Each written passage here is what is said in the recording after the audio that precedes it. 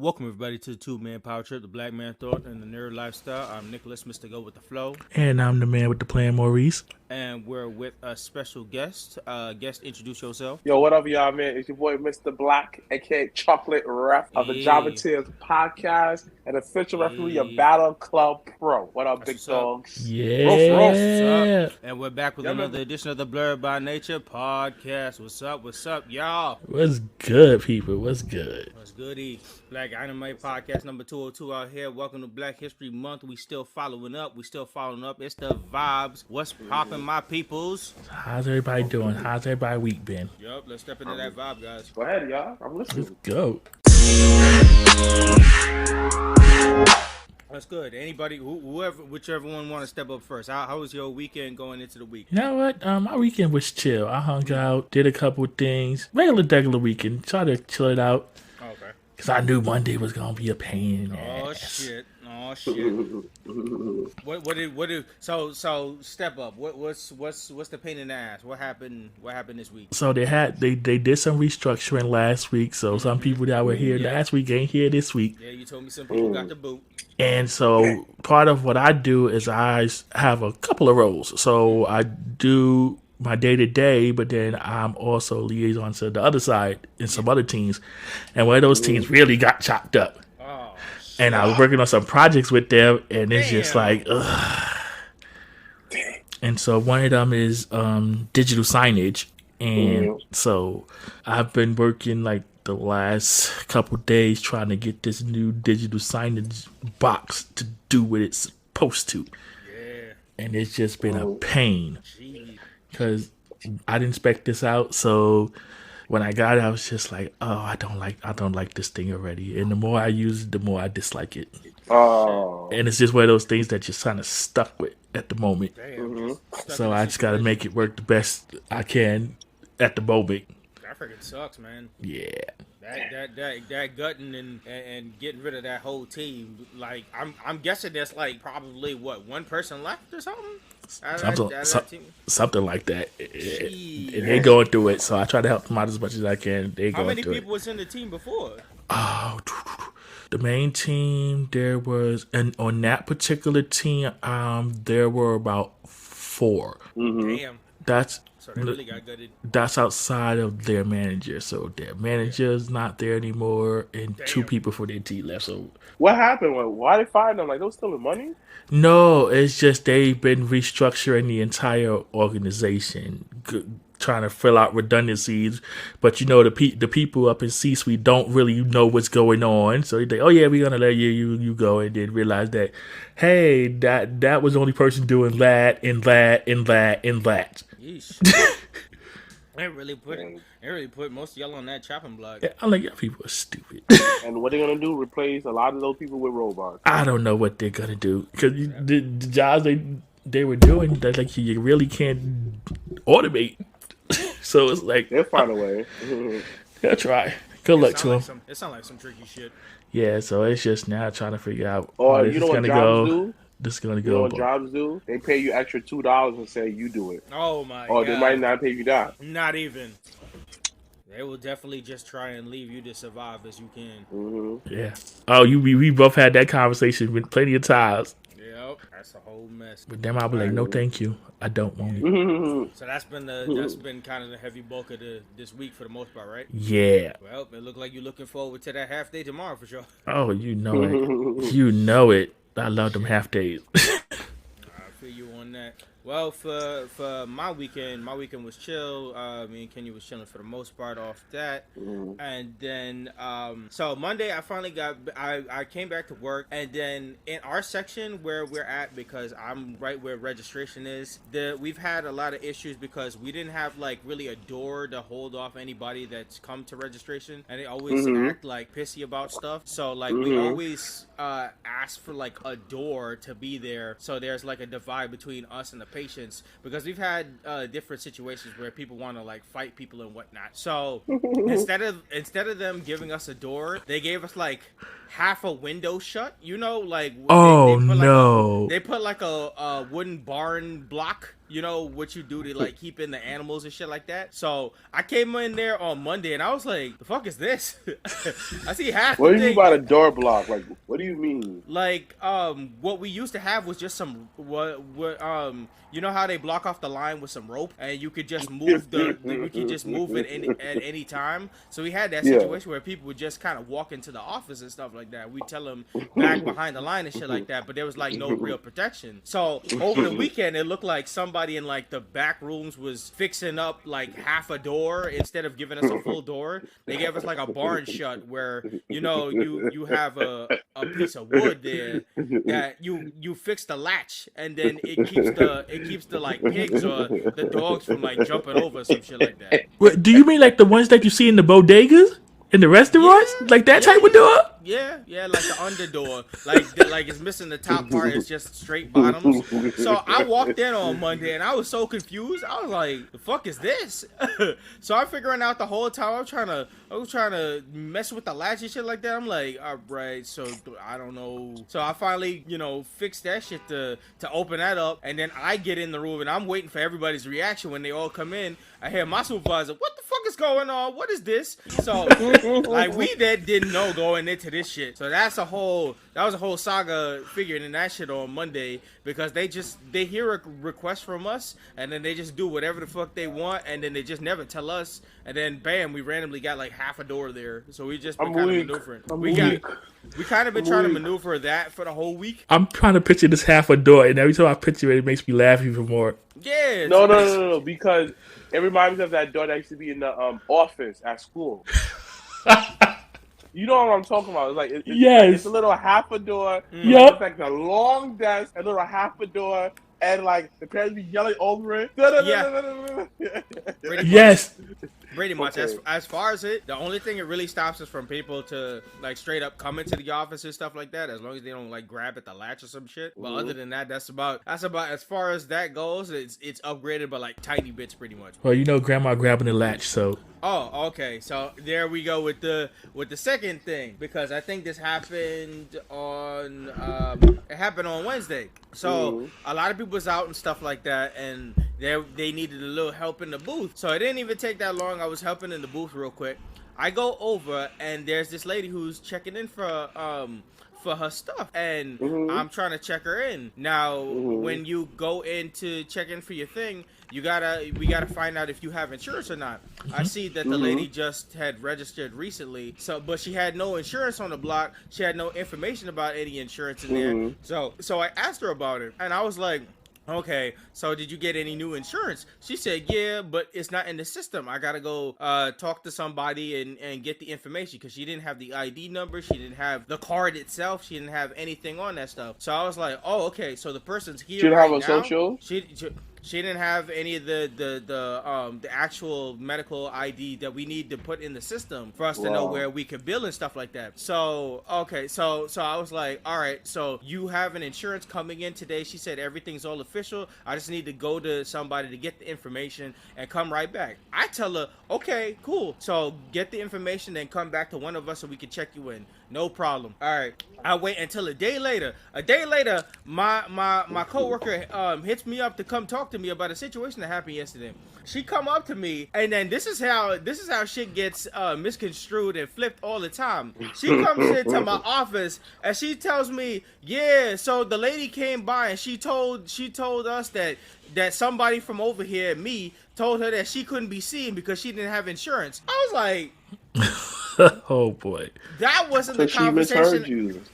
She completely misread the whole situation, and at the same time, she didn't get her insurance and everything. And I was like, all right, we can't send you in until you get the full insurance, or at least an ID number, so we can put something on it, because we can't have you slide on through and have this shit for free, or that goes bashing on us. They yell at us all the time for not putting in anybody's insurance or something, laid down or something like that. And she said the person who set her up with the insurance is here. She just has to go talk to them, get the ID, and come back. But yet now she's coming back and telling people, talking about he didn't let me go in to go see my appointment. I was like, no, that didn't go how I told you at all. Lying on you, Nicolas Cage. That's not the first time that's ever happened. But that's another person on the list. Yeah. I'm weak. And then the funny part is, I was only in there for about 5-10 minutes, so I only took like 2 patients. She was the first one up there, and I told her to get the insurance and come back real quick. She wasn't supposed to like not be seen or anything like that. She just had to get the information and come back and tell somebody there so they could check them in real quick. So I don't know how it became a whole situation on that, and I hear about it a day later. Listen, that happens to me, and I'll be just sitting there like, wow, I did that. Word. Like what else I did? Because I be wanting to know. I'm like, shoot. I was dead ass in my office when my coworker came through, and I explained to her. She was like, "Oh, what the fuck?" I'm like, "Yeah, that's the whole funny situation." And then the funny thing, what gets even funnier is this whole shit happened. Nobody called me. Nobody said, because I was there earlier. So obviously, if she wasn't talking about them, so obviously it was me for the 5 minutes in there. Couldn't explain that. I didn't hear about it until a day later, and it went all the way over to the supervisor, who wasn't even in the building. I was like, Yeah. that was the only kind of drama that was happening, because I was like, other than that, I was like, what the fuck's going on here? I'm weak. Yeah, anytime you're in the booth, it's problems. That's why I don't go. That's why I don't go in the booth unless it's an emergency. And then the funny part is, we always seem to have an emergency, and it's from from somebody. Like when there's an emergency, I get a call from somebody that's not even in the building, and then by the time I go over there to fix the emergency pretty much solved, because niggas know how to handle shit, but yet they always call about an emergency. Yeah. It's always telephone. It's always them playing telephone and shit. That's funny. Dang. Yep. So Mr. Blacc, what about your weekend and your week? My week was alright, man. Right now I'm just currently on little suspension from work because I've been late too much. Oh shit. So I'm out of work for 2 weeks. So I went out to Delaware for the weekend. Oh shit. And I just came back yesterday. Well, that's good to maximize your time. Exactly. I was like, you know what? I'm about to go see this girl, and we had a great time. It was worth it. So the next week, so I just spent a lot of time. I just saw the time and say, all right, what do I want to do? You feel me? So other than that, my week's been okay. That's what's up. Shit. I mean, like I said, you maximize the use out of your time out of bad situation. You turned and flipped that. You said, I got some vacation time, so let me make it rock. Exactly. She was excited to see me. That's what's up. Was it I'm guessing it was a surprise. No, I told her. You know what it is? She I'm supposed to come this weekend. Oh, okay. But I ended up coming sooner. But she was just like, "Wow!" And I ended up saying a day. I'm supposed to come back Tuesday, but I ended up coming back yesterday. And she really said, "Yeah, wow! Like, thank you for staying longer." That's what's up. See, brownie points right there. Look at Mr. Blacc, the family man. Right? Me? There you go. He pulling up like TV Dad. You out here, Carl Winslowing? Yeah. That actually is my favorite TV guy. I see you, sir, because family does matter. Yo, it's so funny because I was just watching Family Matters last night.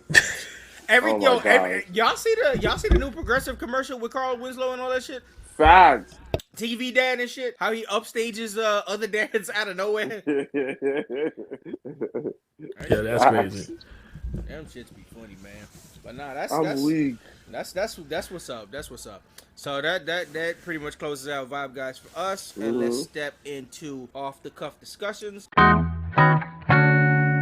So I got one thing to pass around the table, and this is a question this is a little thing that I'm trying to find out from y'all.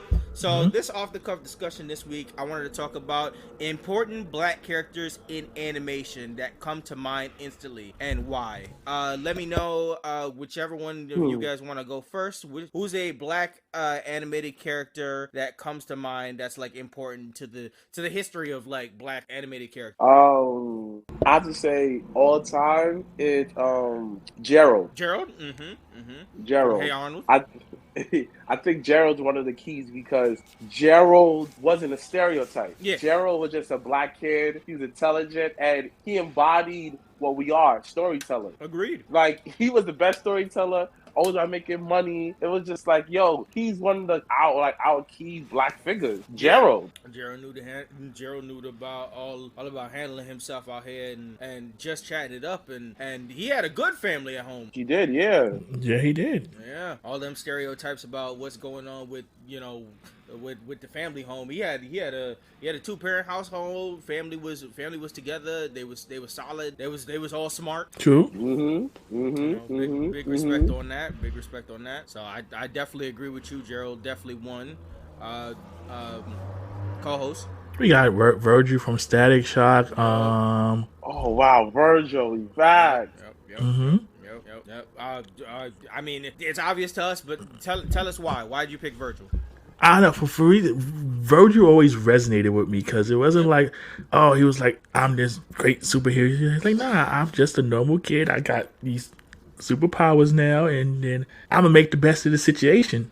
Yep, I agree. And I mean, I always rank, this is in big respect, but I feel like Static is always as big as Spider-Man when it comes to the youth movement, when it comes to these comics. You got Spider-Man living his, you know, all the Spider-Man stories is always established under the young time of Peter Parker living his life in X, Y, and Z. And then Static is kind of like the youth movement in DC, where he's kind of the young person that's, you know, taking on ahead into like various things like maybe the Justice League or the Teen Titans and stuff like that, and he adds a level of coolness amongst, you know, all the older folks. True.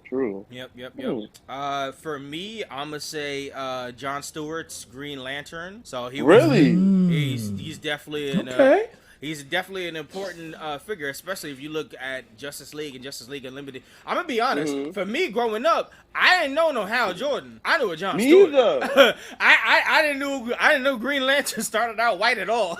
especially the way how they had like the rings going through the universe and stuff like that. And they picked one at a time. I always thought because of Justice League, I thought he was just always picked as black first. So I had John Stewart straight off the line, and he always felt like not only he was like important figure and a figure of power and stuff like that. It was just to add on to the collab when they did it with Static Shock. He always felt like the older black figure to tell you along the lines of how the shit is out here and how the shit was out here. How he can tell you how space is still racist.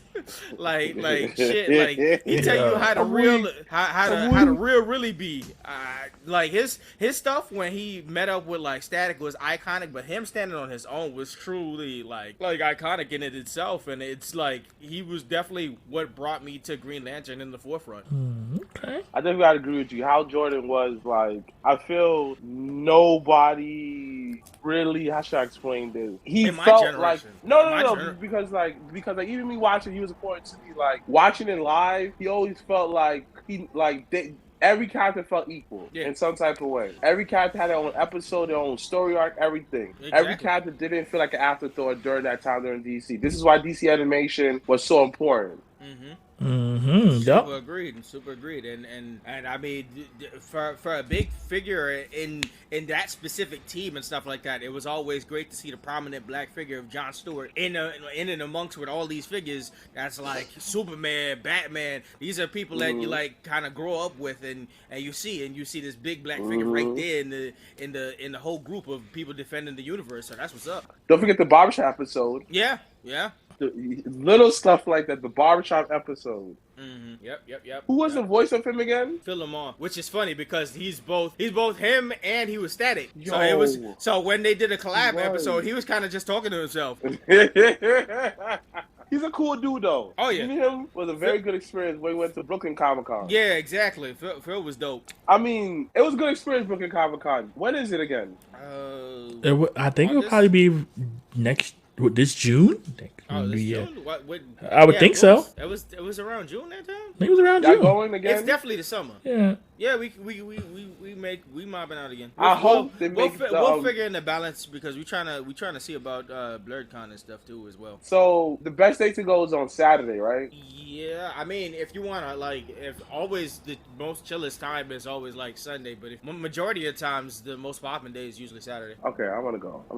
Like last year I had fun. I just hope they bring back the wrestling ring and shit like that. Yeah, we need chocolate reference in the wrestling ring at Brooklyn Comic Con. Exactly. Get yourself a a free job out of that. That first one was lit. Summer Mania was there, right? Were they at the last year? I don't remember. I don't remember if they was there last year. I think they might have been, but they're probably on like a different day. Probably. I don't know, but go ahead. Yeah. So I'm gonna give a couple quick shout outs from my childhood. I'm gonna give a shout out to Bishop and Storm from the X-Men animated series. Sunset Bishop and Storm. There you go. Oh shoot, Bishop was dark skinned. That my son was Panamanian. Exactly. And the homie Brock from Pokemon. Yeah, he was. Yep. Dang, son, he was a stereotype at all. Dang, son, both his parents left him. Yeah, that's what I'm saying, yo. And he had to take care of his brothers and sisters and shit. Yeah, and it all was blind. Brock was out here doing it and going through it. God. Man, he was definitely going through it. Dang, son. What are we talking about? He's still going through it. Right? Son, he took care of all his, but now his kids are like, now his brother's a little bit older. Like his Onyx, his Steelix now. He's doing okay with his life. Right? He still found time to chase after. He doing all right because he's still back where he started again. The current episodes, he's still back with Ashy shit. Because they writing out these final adventures and shit like that. So he got back to them. How is the final adventures? Like, is it good? So far, we're waiting for it to like collectively come together and stuff like that to the main final bits. Right now, they're just kind of going through the motions. Like he got back together with Misty and Brock, and they kind of like going on adventures and shit like that. But it's like nothing super drastic is happening yet. It's just it feels like old times. What about like Pidgeot? Did he come back? Hey, Ash is messing with his new team and shit like that, and they running with like new Pokemon and shit like that. His other Pokemon is still with Professor Oak. Everybody's still catching like new Pokemon and shit like that, but they still dealing with Team Rocket. Everything's still like it still feel like all the throwbacks of like regular shit. They going through Pokemon of the day, like nothing too major. Like Brock was with somebody. He was working for somebody that he was trying to bag up, but then she got engaged and married to somebody else. So he was like, "All right, I'm freed up." So, like I was like, how you still ended up doing dirt, bro? Like he did work for somebody because he was trying to bag her up, and she just got married. So he was like, "All right, I'm free." So I can listen. Go with y'all again. This sounds like him and Professor Ivy. We didn't know what happened for mad episodes. I don't want to talk about it. He moved on. Listen, even when Brock was going through all his time, he always found time to bag. And it didn't work. They ain't never stopped him from trying. Of course. Yo. Son was persistence personified. Yeah, but then he gets shut down in the worst ways. Don't forget that Brock made a pop song about Officer Jenny. Officer Jenny, lock me up, throw away the key. Y'all remember that? I remember that. Brock had that confidence. He's like, nah, I'm gonna get me one of them. Listen, by the end of these 11 episodes, I hope something. I hope something. How many episodes is so far they have out? I think tomorrow will be the 4th episode. They like the next episode. They supposed to run into the Squirrel Squad again. Yo, speaking of that, yeah. Yo, I was playing the new game. Yeah, and I was kind of tight. The Squirtle wasn't in there, so Nintendo and the Pokemon Company, y'all need to get it together. What you mean? Nobody traded you a Squirtle? No. Well, I mean, they'll probably drop an event or something since they had one on Big Charizard. So yeah, they need to get together. They'll work on that eventually. Gave me a Pikachu. Aren't you guys tired of Charizard every game? I mean, yeah. Yeah, I wasn't feeling. I was like, special event this, special event that, you know. I mean, I feel like a lot of Pokemon now is just very uninspiring. I don't know. They trying whatever they trying for the most part. So is the new game worth the money?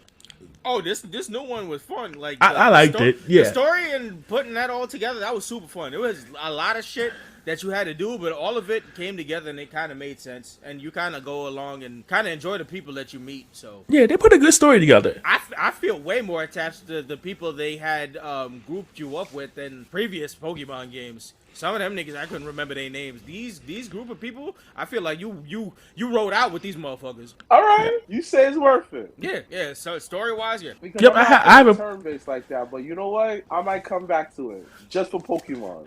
This was me coming back to it. Yeah, this was me coming back to it. So I haven't played since. We talking maybe the Game Boy Advance. Wow, back so then. So I haven't played for a minute. Damn, culture shock as fuck, eh? Yeah, so I came back to it with this game, and I've enjoyed it. Yep. Okay, I'm gonna spend the money and get it. All right, that's gonna be a birthday gift. Pokemon. So which one which one don't have like the legs when he goes? I just want to look like a car. You want Violet? Yeah, okay, cool. Violet is the motorcycle. Scarlet is the one with the feet. Yeah, if you want Caveman Ooga Booga, that's Scarlet. Okay, Violet. Okay. Futuristic rollout, that's definitely Violet. So do you get attached to your Pokemon in this one? Yeah. Because I got attached to my Pokemon in Gold and Silver. You do. I mean, one specific you riding on. Okay. Like certain Pokemon, just like in other games, you'll like, some you won't. Yeah. I mean, you know how it is when it comes to catching them all. Yeah. I never caught them all before. I filled up my decks. It's a lot. I did it. What do you get when you do it? You get you get something that helps you catch shiny Pokemon. Yeah. What? So basically, you got to go back and do it again. I mean, yeah, that's what it's going to end up boiling down to. You can. Like, so I've been playing the in-game stuff. Like, I've been doing the raids, and I've started to do a little PvP stuff. Wow. Yep. All right, so going back into our other stuff, yes. Let's go into nerd and reboot news. So real quick, I don't know if y'all seen it by now, but have y'all seen the reboot trailer for White Man Can't Jump with Jack Harlow? No, is it good? So the first trailer had dropped. So we got Jack Harlow and I forget what his name is. The homie was in Power, and I think he played like 50's son in Power. I forget his name, but it's them two together. They're making the usual jokes and stuff like that. I don't know. It's gonna be up to. I say y'all go see the trailer and then y'all see. But I mean, it's in the slew of all the other stuff and all the other remakes and stuff like that. Like, have y'all seen the House Party remake? I saw a couple minutes of it. It was I saw bits and pieces of it. It gives the same vibe. It gives the same vibe. Oh my gosh! It's going directly to Hulu. Okay. So this is not like an instant theater thing. Okay. Because I was like, who's asking for these? Hollywood. I mean, we continually say it. That's why we have reboot news. Like, it's Hollywood running out of constant ideas. But they got no. Yeah, elaborate, Black. I know where you going with this. No. They refuse to actually, because it's too much money in it. It's too much money. So they go after guarantees now. They don't want to take risks. Yeah. They don't, and it affects in everything, even from movies down to video games. Like, come on, y'all remember PP2 era of games? Yeah. Come on.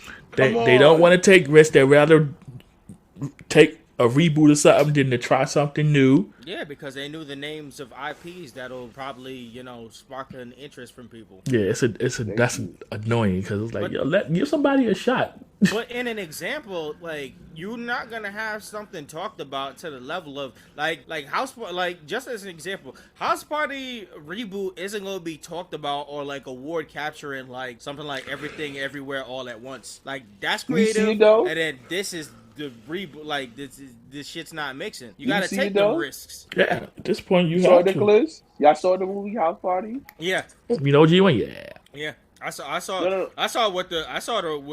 the entire thing for the reboot, and it's a blatant use for what it is first of all, it's like Space Jam 2 all over again. Second of all, yeah, I knew he was gonna bring that up. Second of all, it's a blatant misuse of celebrity cameos. Like this, there was a scene in the movie that copied the iconic House Party dance scene, but it made no sense because like a celebrity just popped up out of nowhere, no storyline attachment, no nothing. She just came in there, and then they was doing the team dance and shit like that, like how they did back in the day. But it made no sense because this person, you just met this person. So I'm like, why are you hitting like perfect team moves and shit like that? Like, it made no sense, and it's stupid. Right? It's something about like, why are you in sync? Like, so let me ask you a question.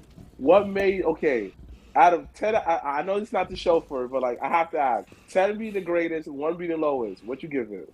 5. Okay, what was the good? Now let's start with the bad. What was the bad part about it? Bad part was the cameo use, the story, everything was flying by, everything was kind of a mess for most parts. It's a blatant use of putting everybody in a movie. It's basically bigging up a whole bunch of stuff, and there's a reason behind why all these people are together. They make a big ass, Illuminati joke and stuff like that just kind of drags and goes left field and shit like that. A lot of random shit happens. You'll get some chuckles here and there. Kid Cudi's like majority best parts of the movie. I think Kid Cudi finally understands how weird he is, and it works for a movie. That's cool when you find that moment. You're like, you know what? This works for me. Yeah. Okay. Kid Cudi understands that totally. I think he figured it out between this and the animated show that he had on Netflix. He's working the screen. Nice. The weird dude. I mean, there's always Johnson. Like, I don't even know this dude. Did you see that Kevin Hart movie? Which one? The one with Wesley Snipes in it? Oh yeah. True Story. Remember that little creepy dude, Gabe, whatever. Yeah. Mm-hmm. That actor, I hate him because he found a lane of being that creepy, slimy dude in movies and shows. Wasn't he in wasn't he in Luke Cage or something? Yeah, Shades. Shades. Like that. Yep. I hated him. I hate his voice. I hate how he be like grinning. I'm just like, oh, like my son. He always gives me unhinged factor. Like something like he about to pop off with anything. So when I see him in person, I'm gonna say, I hate you. Damn. I hate you in movies. I'm gonna say, I hate you. But that means that you're a good actor. If I can hate you in movies, as long depending on the roles he got, yeah.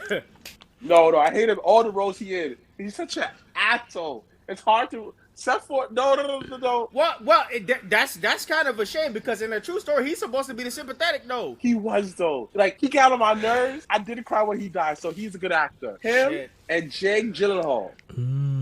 Yeah. Jake got a creepy factor. Yeah, Jake is another actor where like they don't get enough credit what they do. Yeah, Jake be doing a lot. Yep. I love them good heel characters. When they really good, like don't like you. Well, keep that in mind because we about to talk about a whole heel organization again. So last week we talked about Netflix and they whole whatever the hell they was doing. This week they kind of talked about backtracking that whole password situation that they was doing. They tried to explain themselves with their little rollout situation they was doing in other countries to figure out how the fuck this was gonna work. But like last week they was talking about the whole password sharing, how you can't go out to different places and watch your Netflix here and there, and they was gonna lock it off into like some home Wi-Fi and shit like that. Now this week they're talking about you can try and you can travel, but you can only have your thing hooked up to the home base. Shit still make no sense. I don't know. They trying to work out what the fuck they could do with all their maneuvering, and they realized what they was doing and they was fucking up. But like I don't know. They was messing it like a whole bunch of shit. And they were trying to backtrack on all that situation because they saw everybody about to leave Netflix and they was like, hold on there. Yeah, people are annoyed with Netflix as is. Oh, so yeah. Because we all Netflix. Know we password share. Like every they know. We share each other passwords. Everybody keeps showing around that whole tweet that Netflix put out a couple years ago that said love is sharing a password. So they knew what it was. Now they just fucking around. Right, y'all want to jack up prices and then talking about some. Yeah, of course we were gonna share password because that's how they split the cost. Yeah. Oh well, and he was about you do this. I'm like, listen, you just tell people to go back to streams. Just say less. On top of that, they fucking with the mess of it's not even about sharing anymore. It's about people who are trying to have access that are leaving their homes. Like they make it feel like only people watch Netflix in one place. They can't go nowhere to watch Netflix other place. So it fucks with people who are already paying with the account. Yeah, I'm like the way I understood that. I'm like, yeah, not everybody's gonna use Netflix on their home device. I'm like, you want them to check in. I'm like, what if they set it up on their phone? Yeah, how do you gonna check in? You got motherfucking kids in college and shit like that, like not attached to their home base, trying to watch Netflix elsewhere. You trying to fuck with they're trying to fuck with their whole base and system. Yeah, like say you set up your Netflix on your college Wi-Fi. Yep. You ain't in college no more. How you gonna get back there? Oh yeah, shit, that was your home base. Now it's all fucked up. Now you gotta go back to your alma mater just to watch Netflix. That's stupid. I gotta go check it into college every month. Nah, we not doing that. And who's also fucking up this whole bag is also AMC. AMC saw Netflix was doing, and they was like, let's fuck up too. So AMC decided to oh, we gonna be in the higher percentile and fuck with everybody's whole line of vision. So they decided to roll out with this shit. They're working on it between now and the end of the year, where depending on where you sit, now it's not just assigned seatings. It's you gonna pay depending on where you in the theaters. So if you in that middle section where you in the good, then you're gonna be paying the max amount. If you want neck pain in the front, you're gonna be paying the least amount. And if you're all the way in the back, you're gonna be paying a little bit medium as the most. So if you want comfort, they definitely have you chill. So they fucking with this whole shit for no reason. We don't know why, but they ended up fucking up with it. So that's their new system rollout. Yo, it's bullshit. I was so annoyed when I saw that. I was like, that's extreme capitalism on whether you want to fuck with your neck pain or not. Right? They're really messing with people here. Right. I thought the goal was to get people into the theaters, not turn them away. Both streaming and the theaters is fucking up. Like, that's so funny. It sounds like pirating is the way to go again, y'all. Tell you, streams is gonna come back in a big way. The acting up. Man was just like, you see, I never left. Right? Like you still here, bro? Dap, yeah, run that coffee over here. Oh, facts. I'm weak. That's how we know where to go. We like, yeah, all right, bro. That's how you double team your bullshit. But then again, people sell their password though. That's the thing. You ever heard of that? Selling their passwords? They do. I would be surprised. Somebody get like the unlimited screen one. They go on eBay and buy passwords and sell it. I mean, if everybody's collabing together to pay the cost of the bill, sure, yeah. I mean, as long as these niggas get their money, that's the whole point. They sure get a lot of money, so they didn't. Yeah, that's what I'm saying. If they an inch off or something like that, they bug out. If they would stop spending the money on garbage projects that keep failing, maybe they wouldn't be in this situation. That or canceling the successful ones. That too. Like, why did it take us this long to find out about Wednesday? Like, remember, we talked about the news report that said they almost lost them to Amazon. And I was like, you knew how successful this was. That's stupid. Is the show good though?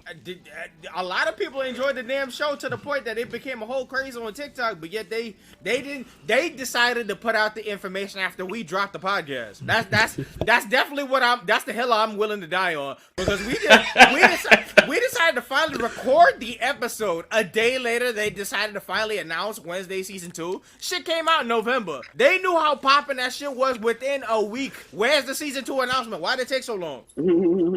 They've renewed shit faster.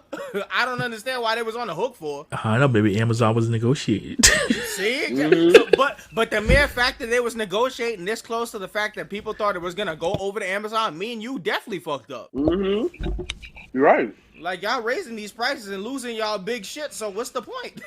Right? Like, what am I paying for at that point? Like, y'all keep getting rid of good stuff and leaving crap. Like, I don't want this. Exactly. So, there you go. Right. But, yeah. So, moving forward, speaking of another show, they found the success under that 90s show so far, which I just said, man. They announced the season 2 for that 90s show coming up real fast. Like, they realized that was popular, and they let people know within, like, I think the show came out, like, I want to say about 3 weeks ago. Boom! They announced the season 2. Is it good?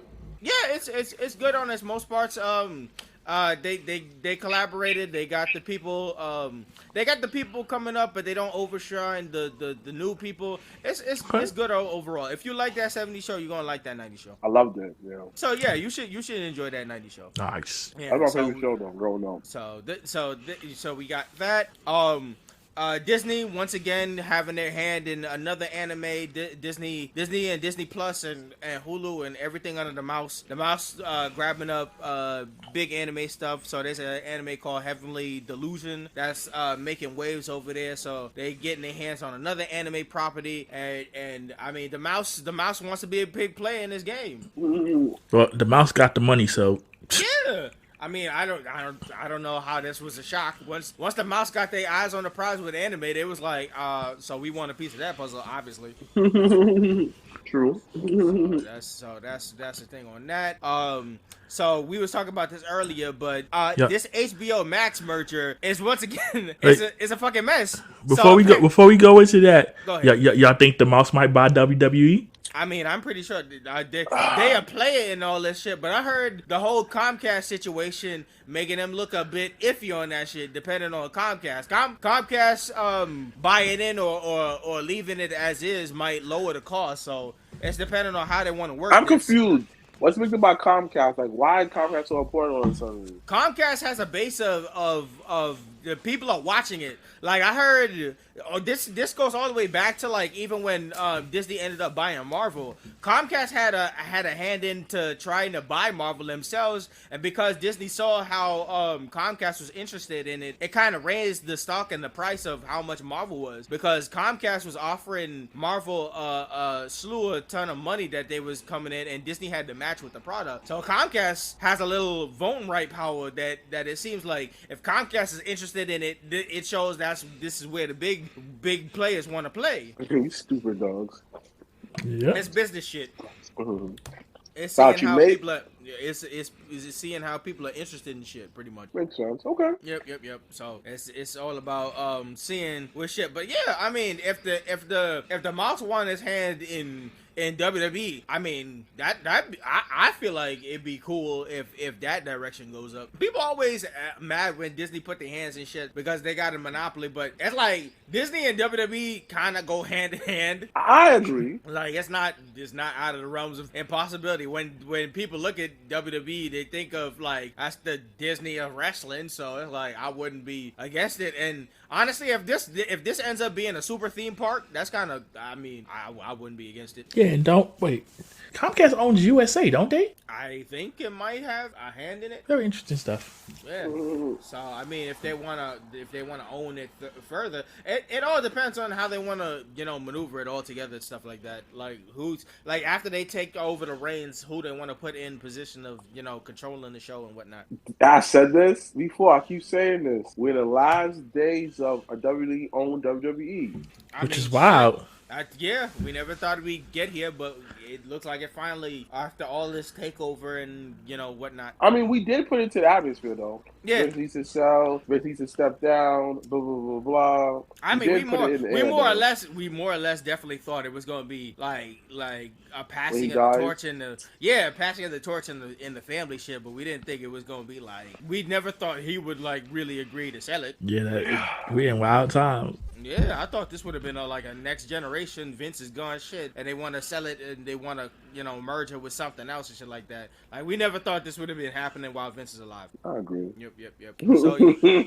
So yeah, so speaking of mergers and shit like that, so we've been talking a while for the HBO and Discovery merger, and it looked like they finally decided to renege after all these months of all this mess. Yo. They got rid of so many shows, they saved the money and shit like that, but HBO saw what was going on with Discovery, and they said this merger might not work out because of the whole, I think they put it up to like Discovery not having like enough stuff, and they think people are gonna drop out of Discovery because of the price jump off because of the merger with the whole shit, so they decided to back off on the shit, but they still want to rename HBO Max into like, they want to turn it into just Max. What the fuck? Yeah. This merger has gone horrible.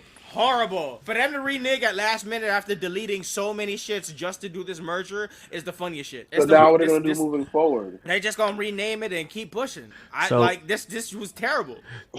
The gist of it is they were going to put it together, but they are afraid or concerned that all the Discovery people who currently owning Discovery Plus are going to leave because their rates are going to go up a la Netflix. Yeah. Because now I think Discovery Plus is like $5 to $7, and HBO Max is like 10 to 15. Yeah, see. So they figured Discovery Plus people ain't gonna want to pay that. They don't want that for their reality shows. They I mean, is Discovery Plus good? I mean, not particularly. I don't have it. I don't have it. When we was looking up this merger from like the very beginning, we was looking at this shit, and majority of what they was gonna get is reality shows, and people watch reality shows, but I don't think they want to pay $10 to $15 if they already paying like $5. They don't want to spend for their reality shows. If anything, I can watch reality shows free on YouTube now. They basically doing the reverse of what WWE did when they went to Peacock. Like, oh no, we're gonna charge you less. No, let's charge you more. Yeah. which I mean, I don't know where they thought a plan was going to work with that. But honestly, this merger became so bad that they just look terrible on all fronts. All this shit to save money, only for this merger to go left and not even work out. And they got a bad name throughout. Like they just HBO was on the top of the mountain at one point, and now they fell so hard. They did. Yeah, like we said, the only thing that really hasn't that came out unscathed out of this merger has been AEW. Yeah, honestly, when they was all in talks and shit like that, like every time you hear of them deleting animations and they having like the movies late on everything and everything fucking up, it was just AEW was the only thing that wasn't getting no cut. Right, you're right. Yeah, you're right. Surviving through all the mud. They ain't had a bad word about it. Nobody was swiping their time. Nobody was giving them less money. No nothing. They was good. I mean, everybody's been consistent. Yeah, so that's good on that.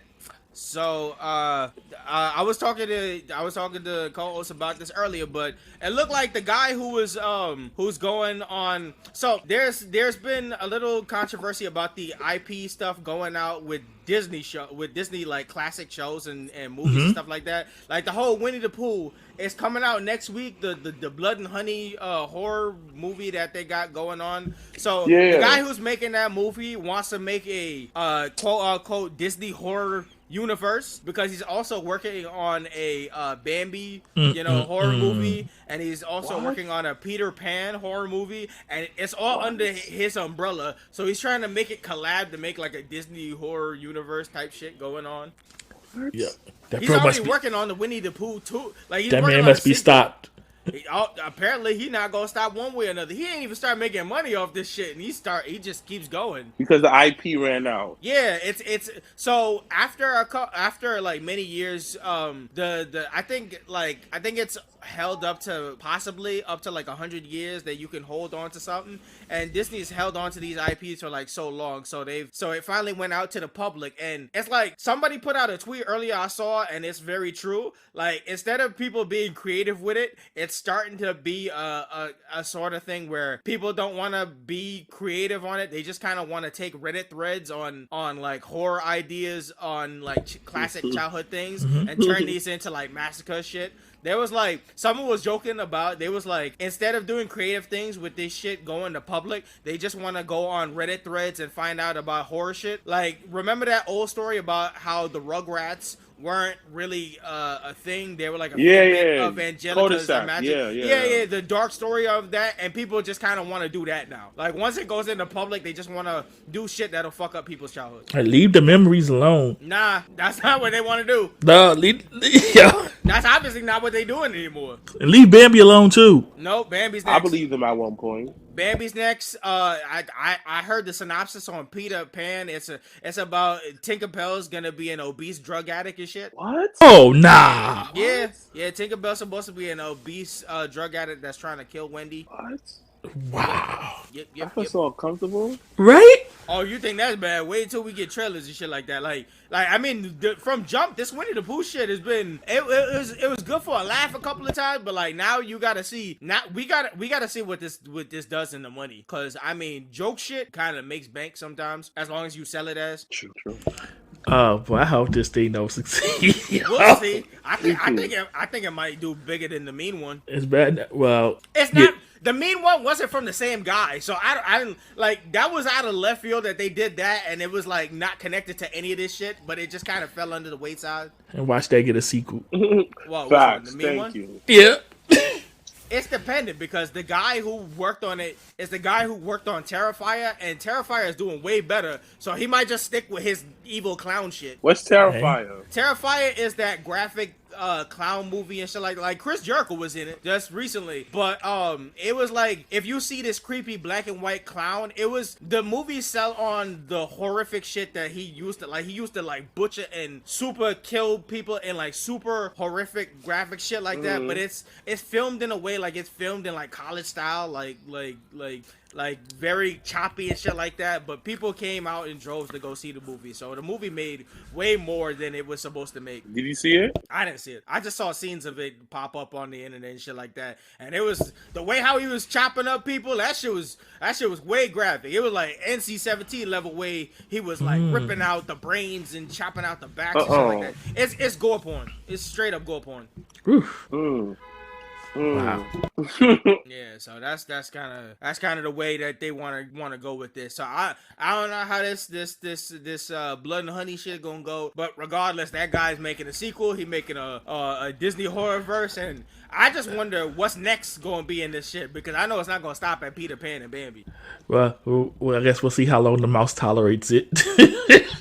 I mean, if they ain't drop a cease and desist now, it's kind of too late, and it's in public. So the mouse kind of got what the mouse got to worry about is the mouse in general, because the mouse was supposed to go on public soon.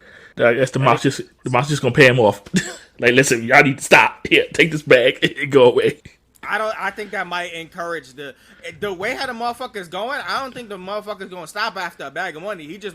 That might just encourage him more. Oh boy! I think Dumbo might. I kind of want to see what's in that public domain. I kind of want to see that now. Yeah, I think Dumbo's there, so I think Dumbo might be next. Oh boy!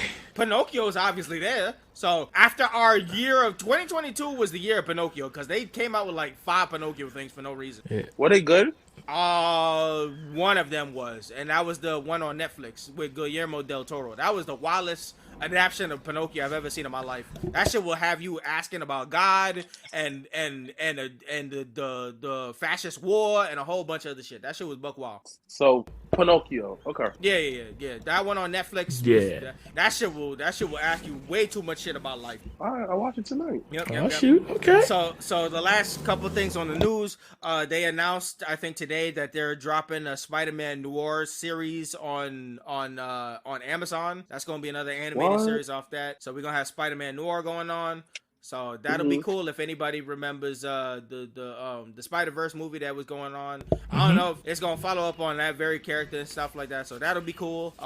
They doing a lot of shit with the Sony IP and Spider-Man and shit like that. So everybody either getting a series or a movie. So they trying to stretch out as much as the Spider-Man IP as they can. Okay. So that should be cool. And the last bit of news is, did you hear about all the sequels that they trying to drop? I finally think that they've gone a step too far. I don't think Toy Story can go for a 5p, but they trying to drop Toy Story 5. What? Why? I don't know. 4 was already stretching it, and 4 somehow, to me, 4 somehow Four was good. 4 was good, but I don't feel like I don't need them to drag this any further. Toy Story 5 I don't even think it's gonna have Woody, because Toy Story 4 was the end of Woody's story. So 5 has got to be the end of Buzz, and after what we had with Lightyear, I don't think that shit gonna work again. Lightyear didn't bring enough people. Lightyear bombed, yo. So I don't think a movie just set on Buzz.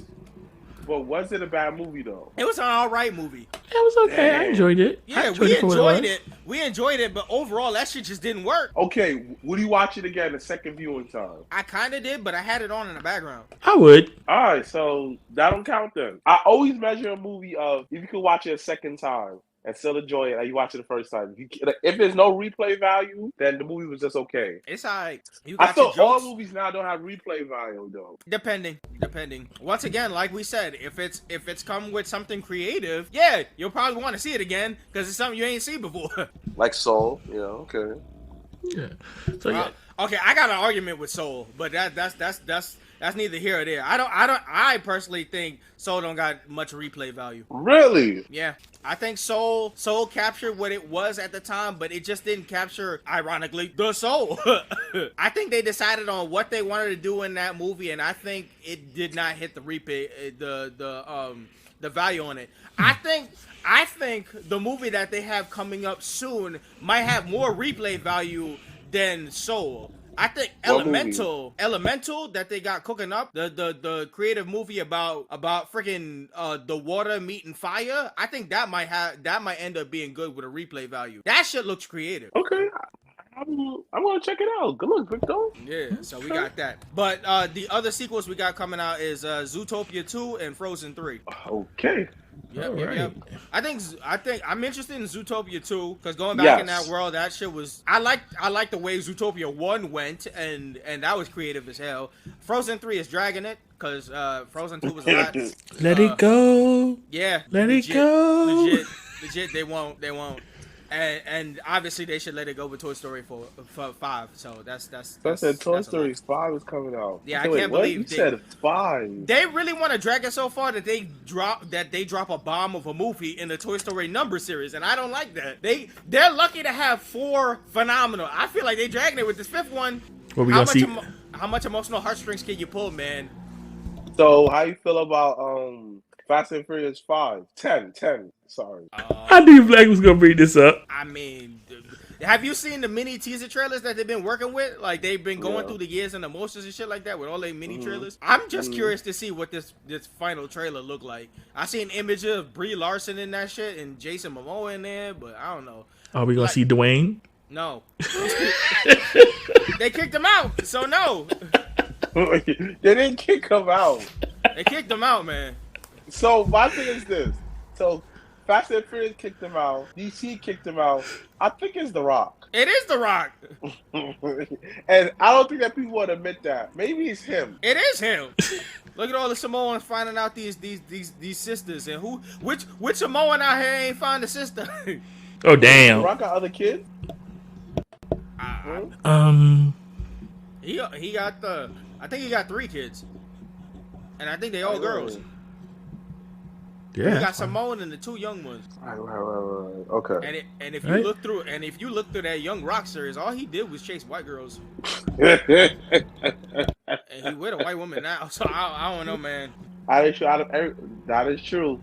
Dwayne definitely got a preference. The rest of his bloodline knows something else, but I don't know, man. It's just funny how the only one that's like half black just don't. I mean, whatever. Dwayne's a funny fella. Dwayne's a funny fella. See a black guy in appearance in Fast and Furious. Yeah. Oh my god. Here comes Dwayne, but I'll come as Black Adam. Shouldn't the real question is where's Hobbs and Shaw 2? That's a good question. Yeah, exactly. We talk about all this other shit. I have not heard once about the Hobbs and Shaw sequel. Where's that at? You working on that? Is that happening or what? Bring up a good question. Yeah, so. But anyways, so that ends off the nerd and reboot news and stuff like that. So let's switch over. It's time for the main event. Let's get it.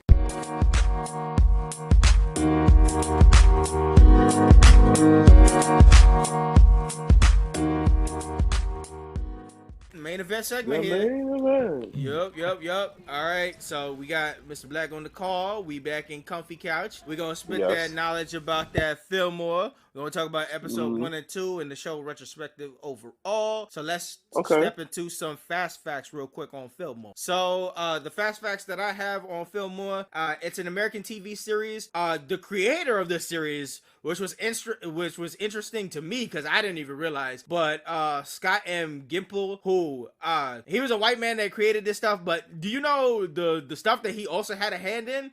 He had a hand in creating the shows El Tigre. He had a hand in creating the shows Timon and Pumbaa, the series. He had a hand in American Dragon Jake Long. Wow. And The Walking Dead. So his genre of shows was interesting. And looking at Fillmore in a general, I can understand where this followed under. But this was a show under ABC, Disney, and Toon Disney. It would play throughout. It was running from September 2002 to January 2004. It's a parody of police dramas. It's a children's show, but adult vibes with a ton of 70s references. This was the last series produced by Walt Disney TV Animation for ABC. This was kind of a cult hit and is basis on reform, juvenile, and partner patrol of school upholding justice throughout. So do you guys have any fast facts before we dip into the episode? I didn't even know that. Nah, you got a lot of interesting facts here. Yeah, man. Looking into Scott M. Gimple and his attachments to all this stuff makes me realize why this show is the way it is. And we go talk about it more when we get into the stuff. But definitely, yeah. In my opinion, this is a show of definitely something else that we got to talk to when we get through the stuff. But yeah. Okay. So let's step into episode 1, Tamara Stahl. Yeah. So this episode starts, of course, with the opening theme. Yep. Which I really, it's really got in my head now. Oh, me running through the whole series off this shit. Definitely, I said it was every classic 007 style of theme, introducing the players involved and just rock that vibe with a mixed track on it with like high energy action. Yo, the part that always cracked me up was when the intro and when he swiped the sandwich. Yep. I mean, if you needed a personality check on Cornelius, then yeah. I was like, bro, not the sandwich. Oh, trust me, he got one man stress for sure.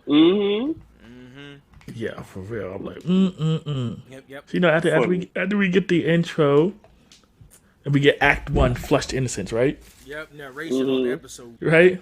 And you got the principal there, right? And they're talking about how we got this state-of-the-art bathroom, and they're talking about how we got all this stainless steel, and they going into the spiel about how you'll go to bathrooms in the school 400 and something times while you're here, and just they're just going into details about the bathroom. They're going into deep details about this bathroom. I'm like, bro, it's a bathroom. First of all, they said they put in that new taco spot, so I understand. And then second of all, did you see all them functions that they was putting on that motherfucker for a public like little school bathroom and shit like that? They was spending top dollar on that motherfucker. I said that bathroom fire. Right, they had fucking bidets and shit like that. Like what they thought this was, Japan?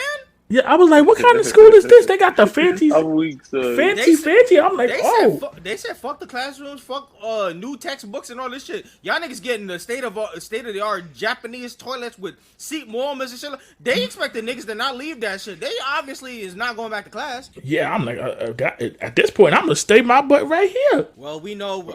I mean, the principal's spending top dollar on something. She said new taco spot. We got new toilets. Your textbooks gonna be the same shit from 1920, but I mean, hey, let it rock. But you got the best quality of booty care ever. Yo, for real. 100%. That's why nobody going to class. You can't expect nobody to go back to class. Yeah, wow.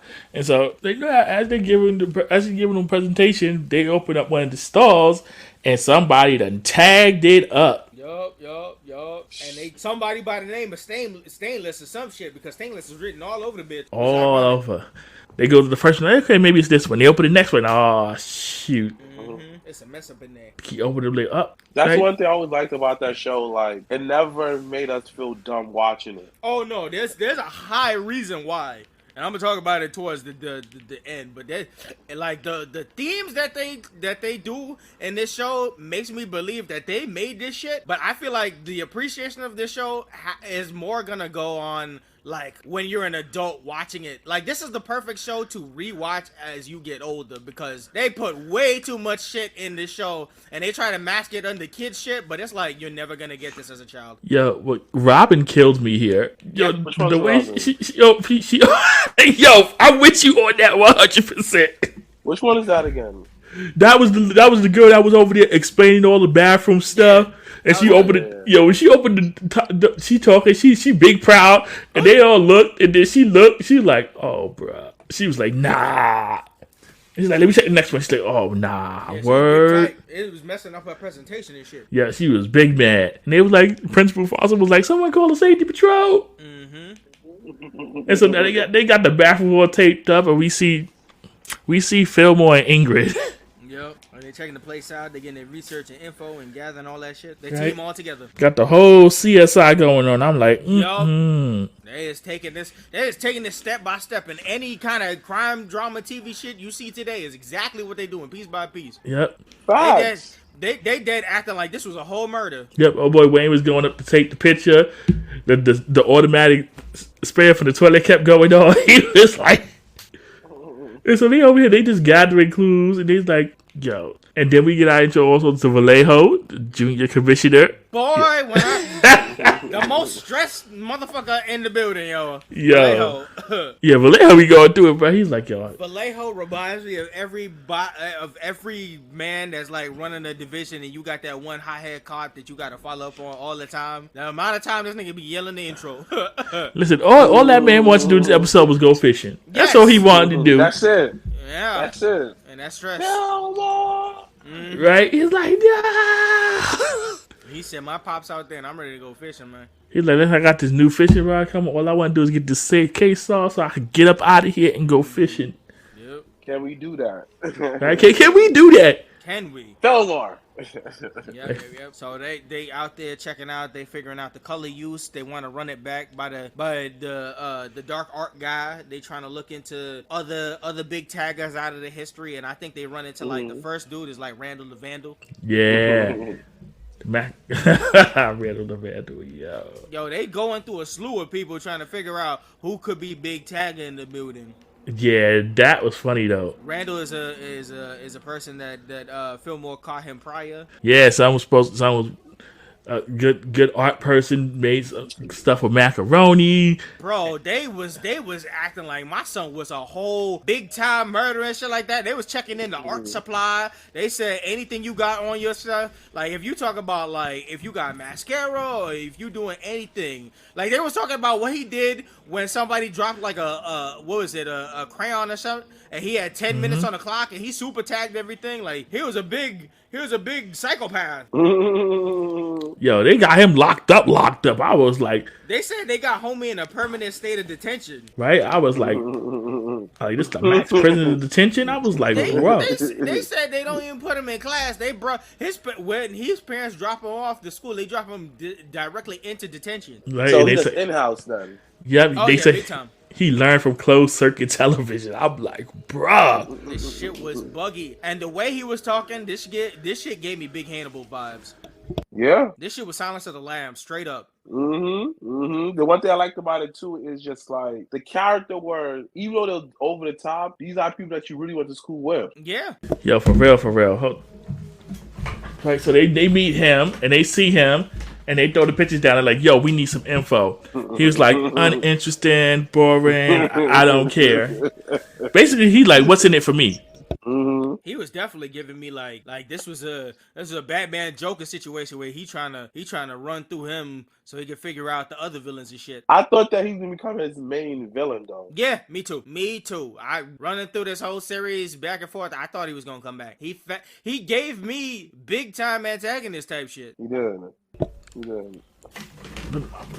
Yeah, so basically, they were talking to him, and they gave him. He gave him a little clue. Yeah, he said he figures he writes backwards and shit. Right, and he's like, I know it. He's like, come back to me when you figure out the rest. Deadass. He deadass gave them a challenge. He was like, I see it. You don't. You gotta come back to me when you figure it out. Yep. So they're like, all right, bet. So they back with Vallejo, and he obsessed. He ready to go fishing with his dad and shit. Yeah, he's like, yeah, I'm good. He's like, y'all need to figure this out though. Y'all need to hurry up. Deadass, I'm trying to go. Right? He brought the book. He's like, yeah, this is what I got, son. This is what I got. This is what I'm focused on. Like y'all deal with Stanley. Catch him. That's all y'all gotta do. Go catch him. So in the midst of them trying to figure out this stuff, old girl Robin come back and she starts spinning the tale. She talks about how she was giving them a warning and shit like that. They should have used brush steel for them walls because you ain't gonna get no smudges and shit like that. But they didn't agree with her, and they should have used a whole other shit. I was like, honestly, me going into this episode, I was like, why is she being so detailed? I was like, you acting real sus. The moment I wrote those notes together, I was like, nah, something up with this. I was like, why you giving so much detail about this shit? Nah, I warned them about this shit. I was like, all right, okay, I'll keep that in mind. It forces you to pay attention. Like the first time you're watching the show, you don't understand the format they 100%. Do. Clues. It forces you to pay attention. Yep. Like a cop drama. Not insulting the audience. No, they treat this show as a whole treats you as adultive in a child situation as it can. This is the most adult like acting cartoon that's also supposed to be contained in like elementary school. Yeah. It feels very Law and Order-ish. Bro, it feels like, dude, if you go to Wikipedia and you find out, like, you look under these episodes and they'll show you the theme of each episode, it is the darkest shit I've ever seen. This show is way too adult. That's why I say this show doesn't get appreciated until you go back to it at a certain time. Because as a kid, you're not going to follow a lot of this shit. Oh, no. This is way too adultish. Like, their references is Silence of the Lamb. How the fuck a 7-year-old gonna get that? You gotta watch that with your parent, and their parent gonna be like, what the fuck? Right, if a 7-year-old picking up on that, I'm like, oh boy. What are you showing your kids? Right? So, after she leaves, right, they start thinking about it. It's like, yo, who used to be in the place where the star was? And they said they used to have an alternative club in this room, and then they got kicked out. So then they started interrogating, everybody of that club. So they started with the president, like, yo, bro, how you feel about your spot getting taken? He's like, nah, I don't really care. He's like, I found that room limiting. So then he dumps pain on himself and says, this is my new art, interrogation. I'm like, okay. Yeah, that was another shit that reminded me of something else. Like, there's been stories of those extreme artists that set themselves on fire and shit like that. He gave me that vibe, and I was like, oh, hell no. For me, it was the next dude that gave me that vibe. Dude over here painting the black circle. He's like, all you see here is a black circle. Oh, no, he a hype beast. That nigga was a hype beast. He was one of them motherfuckers that sell you that shit and swear to God there's something deep and meaningful where he just dropped a dot and he be getting paid millions. He's a hype beast. Listen, son was giving me red flags from the jump. I was like, nah, you ain't right, bro. Nah, he definitely a hype beast, Bob. I was like, oof. I was like, like, keep an eye on him. And he's like, that's what I'm saying? He's like, yeah, that's what I'm saying. I'm like, what are you saying, bro? And then after they go to him, they go to Miss Grace, who only does in holistic style. She had me dying. She talking about, I don't use the bathroom at all, and if I gotta go poop, I go poop outside. And I was like, bro, no. Yo, even Ingrid was like, listen, don't even finish it. I don't want to know. I don't need that in my memories. She only worked with the holistic style, and I'm like, oh, all your art is definitely funky. Sure, you said your art. Wow. I know she probably smell like poo poo, bro. Right, then at this point, Karen is giving them details about the painting. It's like, oh yeah, you use red marker. He's like, my marker's probably running dry. One of the things she made up is like the streaks of the marker, they're getting lower as they go down. So like the ink probably came out of the marker, and since it's permanent, it's probably on them.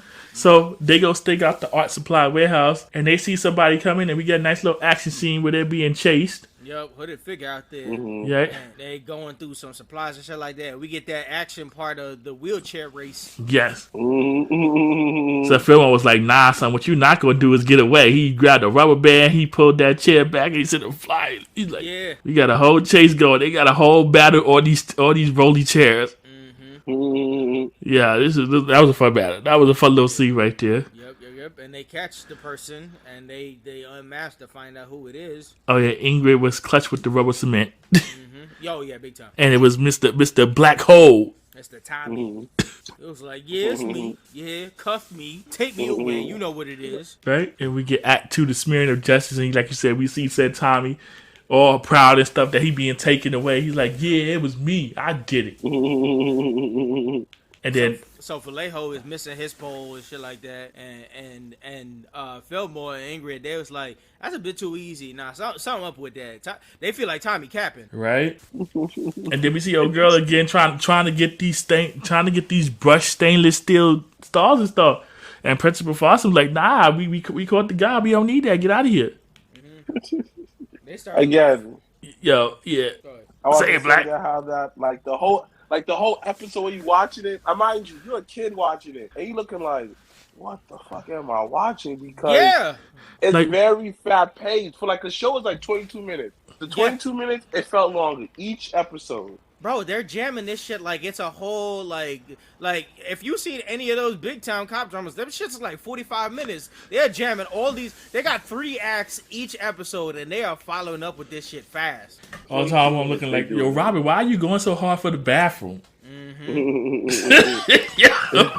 they start to so the patrol start to look into shit, and they start to realize that Stainless is left-handed, and they're like, nah, that boy Tommy cap it, cause he right. Yup. And then Vallejo was like, don't look at me like that. He's like, he's like, I know what you. So they end up going back to Julian after they figure that shit out. Yeah, They let Julian know, and he was like, all right, so you finally discovered what I seen. Yep, so right, right. They were ready. Julian's like, He's like, look at this, and they started showing him. Yep.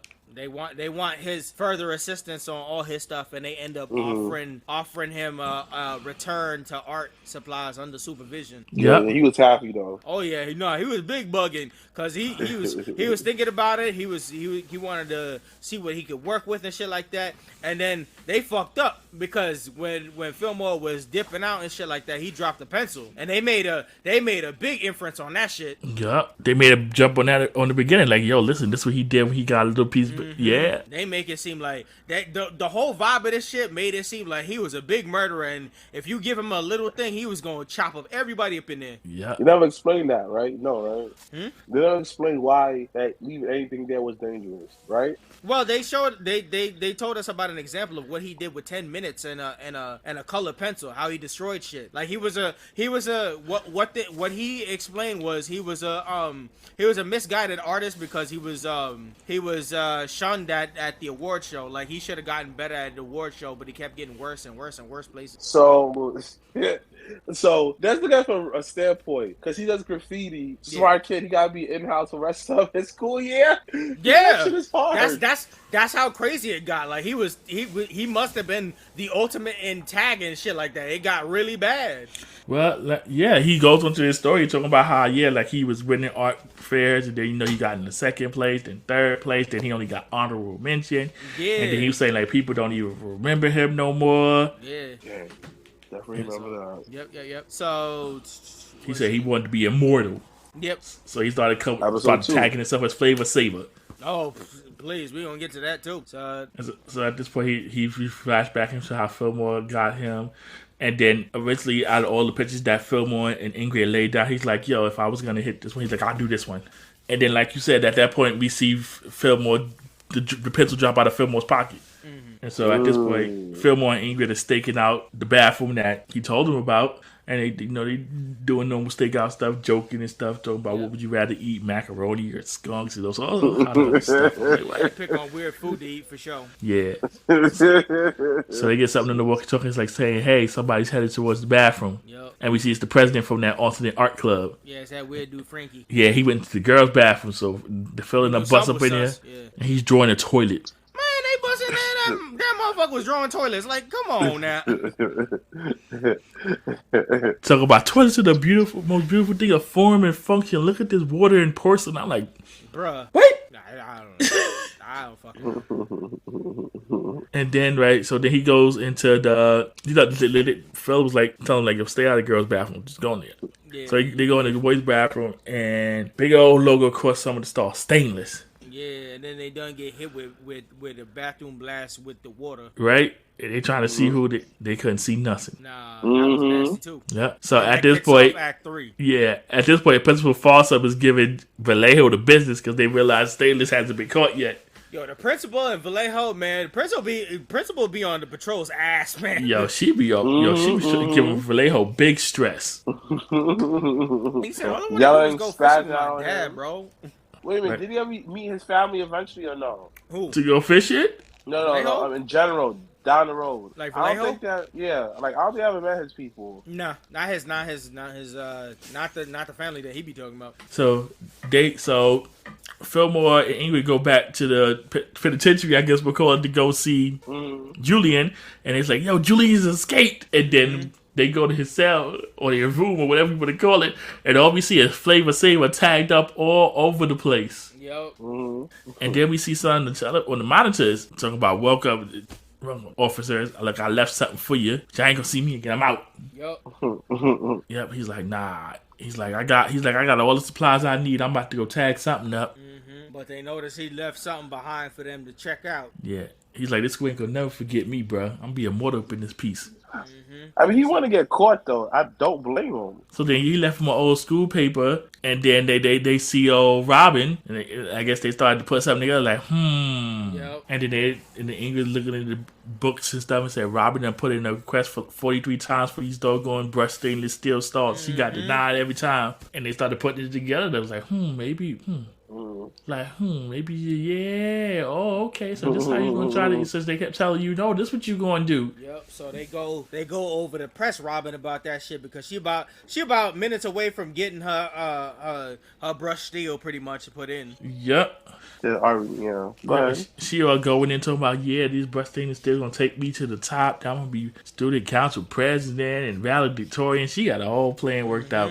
She going all the way through, and then they start to really press her about being stainless. Yo, and the look she had on her face, like she really ain't care. She was like, I'm putting this shit all together. Yeah.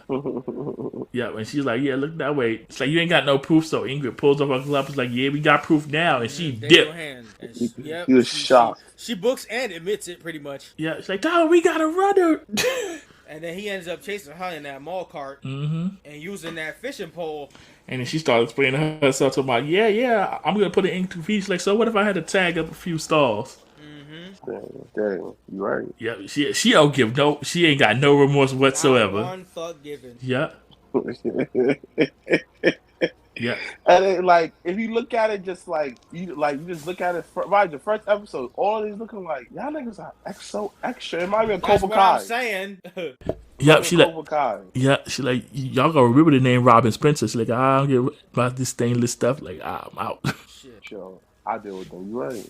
Yeah, she done threw down some of them brushed stainless steel stalls, and then Fillmore starts chasing her in the mail cart, and then he sees Vallejo's fishing rod in there, do a little fishing, grab the bubble wrap, and catches Robin right in it. Simple plan. That's it. Yep. Then she get caught. Yep, she get caught, and they got that worked out, and then they got Vallejo's pole behind the door. Yep, and they hit Vallejo busting through the door. Like, what's going on? Tell me you got her. Like, yeah, we got her right here, Chief. But they look behind the door, and then he looked behind the door. Fillmore. And then we see him chase back together his rod. He's like, poor Vallejo. All he wanted to do was fish. Yep. So they fixed up that situation, but now the Julian situation is still going on, so they gotta handle that. Yeah. Right. So next thing you know, we see Julian in the bathroom stall, and then we see Phil. He opened the stall. There's Fillmore. Fillmore knew exactly where he was going to be. Everybody was stressing out where to find him and shit like that. Fillmore already knew the clues to define his ride right up. Hello. And the next thing you know, right, was that. That's when he talked about his origins. He's talking about his origin. He's like, yo, why you always writing Flavor Saver? Why don't you write your real name? And then he told him, he's like, I will. You see him shake his hand shaking as he tried putting the marker closer to the stall. And then he basically talks about like how my stuff getting placed lower and lower and lower and lower. He's like, listen, no one can ignore this. Yep. And if everyone's like, yo, if you want that attention that bad, put your real name. Yeah, he said put after he shook. They heard the music. Shit, yep. He was like, I want you to put it through to better use and stuff like that. Help the community. Right. He's like, I'm gonna do it. And Fillmore's like, nah, I don't think you do it. He's like, yo, he's like, didn't everybody know the name of the real artist, right? The one who used to be creative, like the ones whose artwork is still in the school. Yep. And then he was like, nah, you're right. So he dropped the red marker. And this was a nice little scene. Yeah. This was talking ideals and stuff like that. And that kind of closes out the end of the episode as they walk off. Yeah, he asked him where you could get. Do you know where I can get some macaroni? He's like, yeah, I know you can get plenty. I was like, that was part of the Vallejo shit we missed earlier. He was talking about the damages. That's the one thing about Fillmore. If Fillmore is on the case and he gonna get the person, but he gonna cause a shit ton of damage. Oh boy, yo, we gonna see that in the next episode too. Yeah. But that's the end of the episode. The ending theme was the same as the opening, and that's kind of it. So that's it on that. So what's everybody's final impression on the first episode? It got me hooked when I was a kid, and got me hooked again when I was an adult. Yeah. Yo, I definitely enjoyed this episode. This is like I said, I was telling Blacc earlier. This is my first time actually watching Fillmore. Period. So me too. Fillmore was always a show as a kid that, because of the stuff and the elements around it, I wasn't that interested in it because it was detailed as shit. I wasn't watching cop dramas at the time, so I wouldn't really was interested on all this shit. I knew Fillmore was a black lead and shit like that, but I wasn't watching Fillmore like that. So going back and watching this shit with all the themes adjusted to it, it's a wild ass show. So my final impressions on the first episode was very detailed ass show for kids in the cop drama lifestyle for sure. They touch on classic themes, but talk about very big themes, especially the end here with Randall and Fillmore. That was a philosophy heart to heart. Yeah, for real. Mm-hmm. And you forget that Orlando Brown. That's the crazy part. Yep. Even though I'm gonna bring that up when it comes to the show retrospective, because I kind of there was the series finale is interesting to me with this thing. So we want to step into episode 2 now. Yes, test of the tested. Yep. So like we said, opening same vibes, talking about the characters and stuff like that, and we get into narrating. Right, yeah, right. Act 1, By a Lobster Betrayed. Yep. So at this point, they're in the classroom, they're taking an aptitude test, and they look stressed. Well, except for Ingrid. Ingrid had that shit in the bag. She handled that shit lock, stock, and barrel. Yep, he's like, Ingrid. Teacher was like, Ingrid, you done? She's like, yeah. He's like, do you feel good about having to take the test? She's like, no. He's like, whatever. So he was like, I bet. The most stupidest shit you used to find funny doing Fillmore. Right. That as a kid, you looked right over it. When you're an adult now, you go like, yo, this shit's hilarious. Right. And then we see one student outside saying, stop the test. This test is trash. I'm like, what? Yeah, everybody else is big stress. Oh yeah. And then we see just some other random chick like Ben Lobster. I'm like, okay. Yeah. So right, back in their office, we see Fillmore pop in, we see Ingrid, and then Ingrid got some flowers on her desk, and they just chatted it up. She got the secret admirer going on. Right. Got her blushing, her coochie wet. These kids is young, so we're not gonna talk about that. Listen, right? And that's the point. She's just thinking about the test. She's like, this test was crap. I don't care about it. Yeah. She's like, I don't like. She's just going into detail about how she feels about the aptitude test. Yeah. And in the midst of all that, people got protests going down all around and shit like that. Yeah, and then we see somebody bring in the chick earlier that was talking about Ben and Lobster. Yeah. Yeah, I was like, nah. So at this point, Fillmore gets a call on the phone, and he's like, and so, yeah, he's talking about, and of course, Ingrid done picked it up. She's like, listen, I know y'all got me something for my birthday. Mm-hmm. They talk about Ingrid's birthday definitely coming up. Right. So she's like, I know y'all penciled in to get me a scooter. She's like, I know what y'all doing. Mm-hmm. And she's like, and Fillmore's like, she's like, no, you can't. She's like, Fillmore's like, yeah, we can. Oh. Right. She's like, listen, like, you gonna take the scooter and like it. That's like my mom. That's the time he always like, you gonna take the scooter and like it.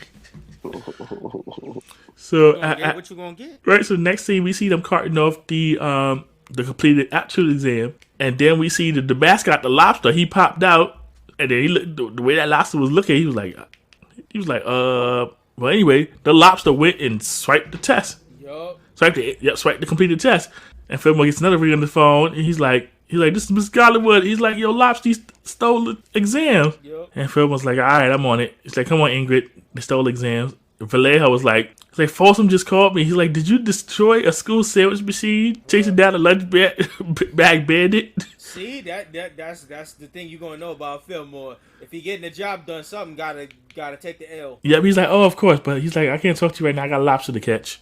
Mm-hmm. So why y'all looking at me? He may destroy shit, but he my best cop. Yep.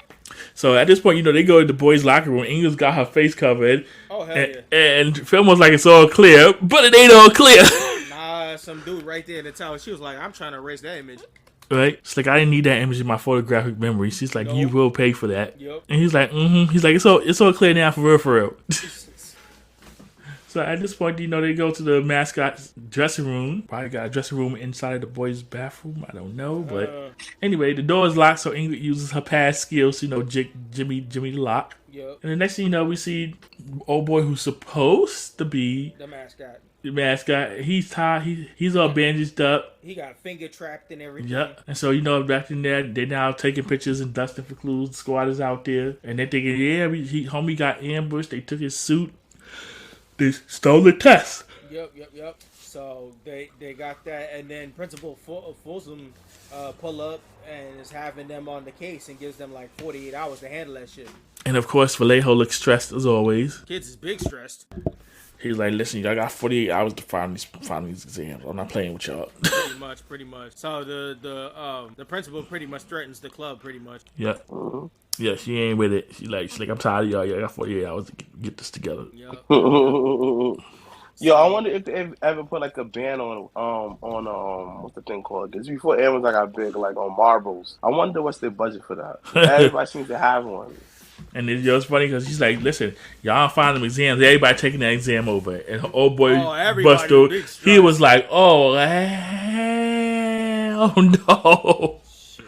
He's like, that exam stressed me out so much. Nah, I'm not trying to do that again. Mm-hmm. He's like, he's like, except you, Ingrid. Nah, we know you did good. So yeah, we gonna keep you on lock. Yep. So they go out to stake who they think had a hand in doing shit. Yeah. She's like, listen, I'll turn this little office y'all got here into a tap studio or something.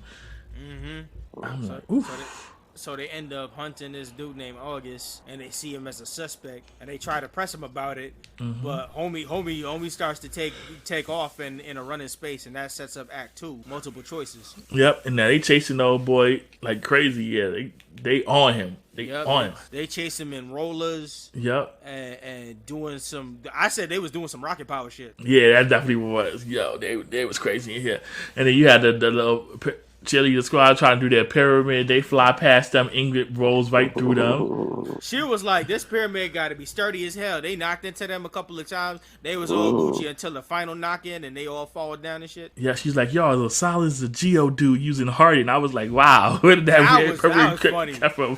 I was like, what the? They was like, we still gonna hold y'all. Right? And he was like, up my bag. Yep. So they all chase and they all run them all the way through until they all end up falling into the water together. Yep. Fillmore goes in first, and then old boy thought he was gonna get away. He's like, see you later, Fillmore. And then he gets knocked by Ingrid. So like you said, they all in the water at this point. And then they look at what old boy stole. Oh, we got some tartar sauce. Yep. He said, damn, son, I did it. He's like, I did it. I took the tartar sauce. I'm like, bro, we looking for the test. That ain't it. They don't care about no tartar sauce. Yeah, ain't some bullshit. Right, so I'm just like, he going on. Like, Fillmore looking at him like, bro, I'm looking for tests, and you got me out here chasing you for some tartar sauce. That ass. Like, man, somebody lock him up. I ain't got no time for him. Yeah, some bullshit. Right? Bro was just annoyed. He's like, I did all this rolling and got wet for tartar sauce. What? Tartar sauce. The basic shit. And it made it to a whole little movie. People get arrested. Really get arrested. They had a jail cell, holding cell within that business. Wow. Yep. So that was a bust. So they go for the next person. They go over to look for a guy named Seth. And Seth is wherever they was trying to get food at. And he overhears them trying to get them. And he books it. Yep. Seth took off. He was out. Yeah. All the way to the point where he sees some gelatin, and he was like, that's going to slow him down. And he ran through the gelatin.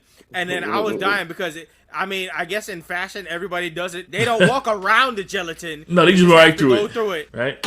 And then we see a boy with some flowers and stuff. He's like, nope, I'm out of here. Yep. He said, mascot guy got some flowers, but he also got some new drawers. Yeah, for real. He made sure to let them know about his new drawers. So Ingrid confronts Seth, and then she hesitated a little bit because she was thinking, And then Fillmore show up. Yeah, Seth pleased to let him go, and they had a little heart-to-heart situation in that few seconds, and then she kind of let him go, but then Fillmore was right on that ass, and she was gonna turn around and say okay, nah, this is wrong. But it was too late. Fillmore already caught her in the act, so he was like, nah, you and my partner type bugging right now. Yeah, it's like I see you back to office. You doing the most today. He gets pissed and he definitely want to talk to Ingrid about it. Yeah, so back in the interrogation room, we see Ingrid and Fillmore have a little chat. He's like, yo, I just hesitated. He's like, yeah, you hesitated. Yeah. It's like, I just forgot for a second. He was like, but you forgot. They talk about the philosophy of this test and talent, and you know, bad test taking. It's a bad time to take the test, and just people nervous about tests and shit like that. Like they talk that real ish about test taking in general. What they say about it? They said it's kind of those situations where people take tests and sometimes you're not a good test taker, and it shouldn't prove your talent or your worth. There's mad people who take tests all the time and shit the bed on that, but it shouldn't, you know, really determine your worth and stuff like that, and people are stressed about it and shit like that. So like, should we put all this effort on this one test and shit? Yeah, right, exactly. And so at this point, they're interrogating Seth, and Seth, you know, spills the beans about how he cheated. Yeah. And so Vallejo opens the box. He's like, these are cheat sheets. These are not the exams. He said, didn't y'all catch me for cheating? No, we trying to find the damn tests. Fillmore like, and then in the midst of this, principal is going off on them for not seeing the tests yet. Yeah, at this point she's like, yo, y'all got 12 hours. It's like, yeah, I'm about to make the announcement that's like, yo, y'all got to retake this exam. Yep.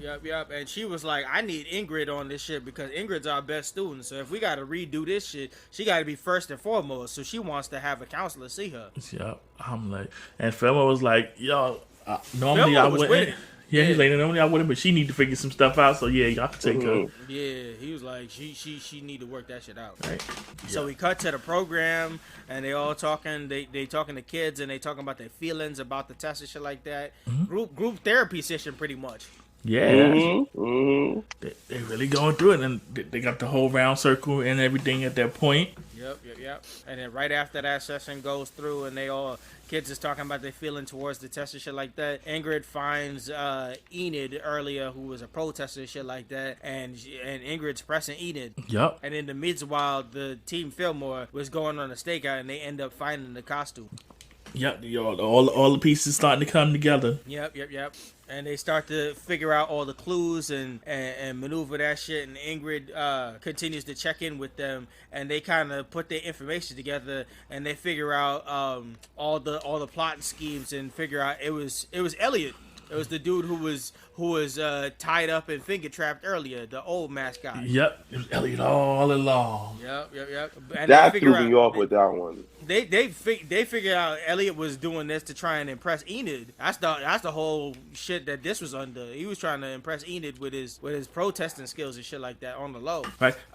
We were shocked, but we were shocked, but we shouldn't have been shocked. Yeah. We know how I go. When they started to put it together, they really figured it out with the whole windowsill and how he ripped through his underwear and shit like that. Yeah. How pieces was left behind on the windowsill and shit like that to prove that he was sliding in and out and shit like that. Yeah.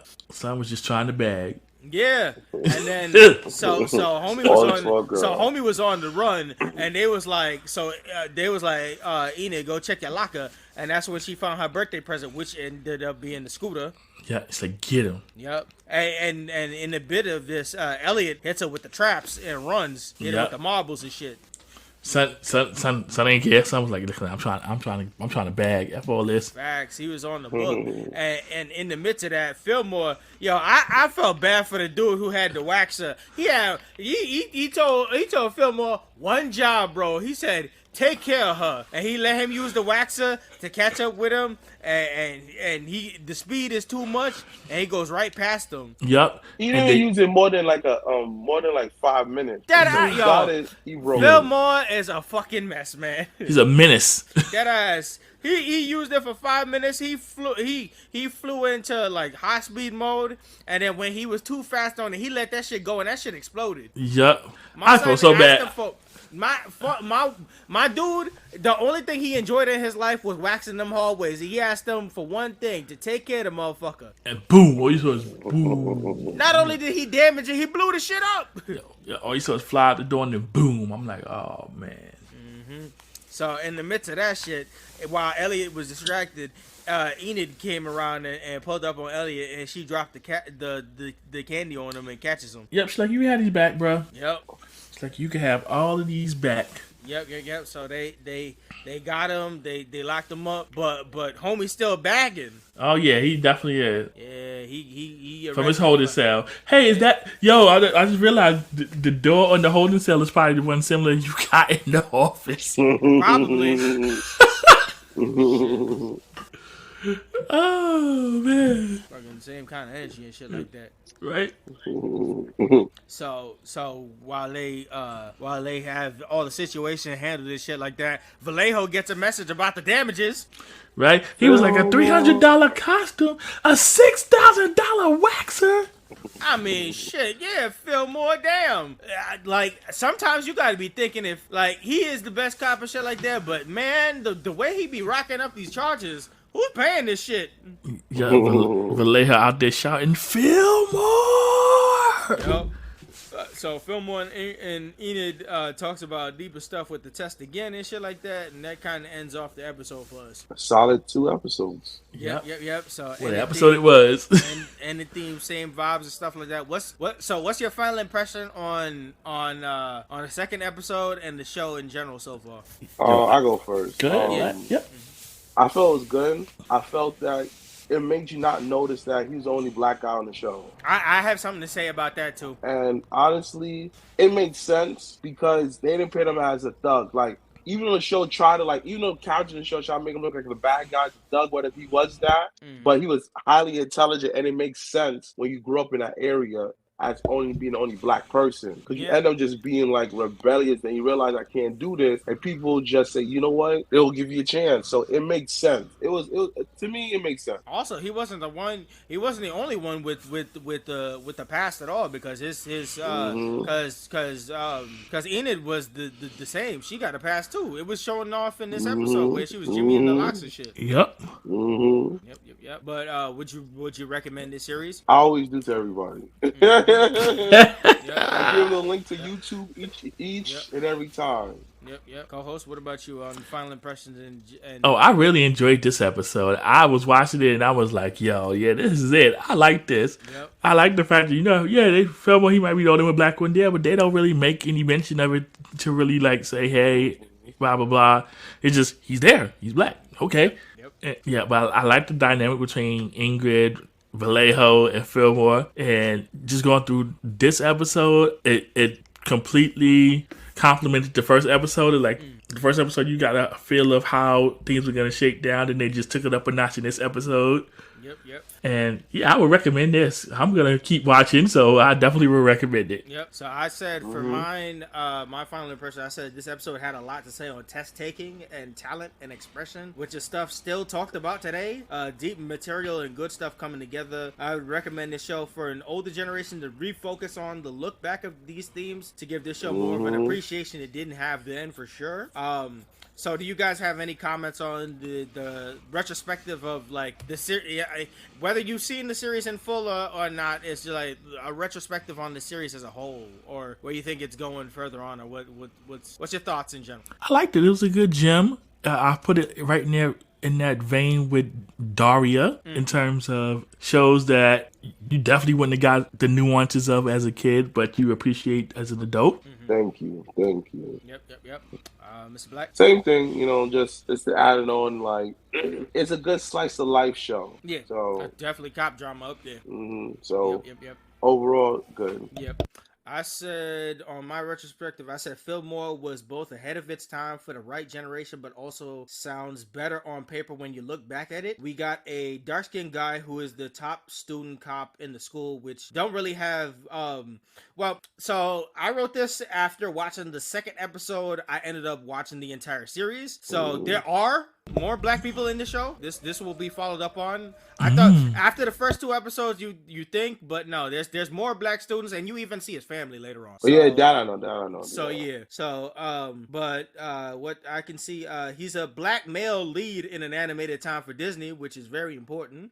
but also an underrated deepness in a show, producing this level of conversation between order and chaos and breaking the rules that constitute usually in the like bigger adult world. Themes that might go over a majority of the kids then, but finds its place more today for sure. I just want to talk about some of the parodies crimes in some of these episodes. So let me go off. The first episode, do you know what crimes they parodied? No. Vandalism and serial killing. The fuck? Second episode, I got vandalism, but where's serial killing? Yeah. Randall. He's literally Dr. Henry. Oh, okay, all right, I got you. He's the Silence of the Lamb. It's straight up. The second episode is theft, obviously with the stolen tests and stuff like that. They also have more episodes that are about theft, framing up, counterfeiting, and extortion. There is a parody of attempted assassination and kidnapping.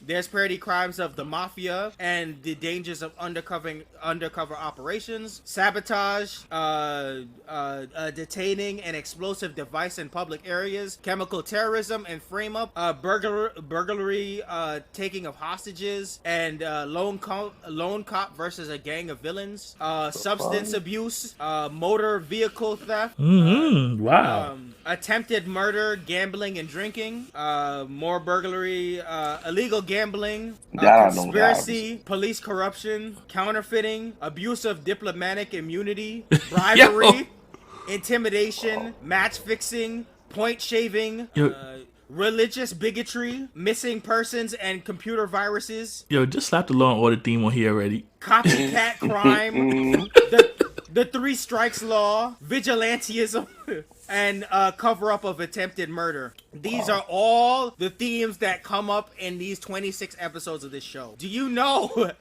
Does that sound like a kid's show?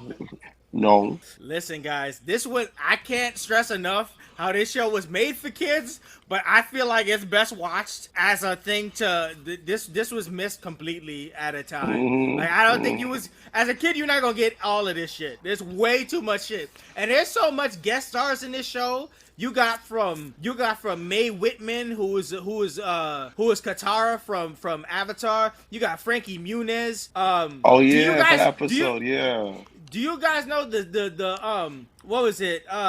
What was it? They got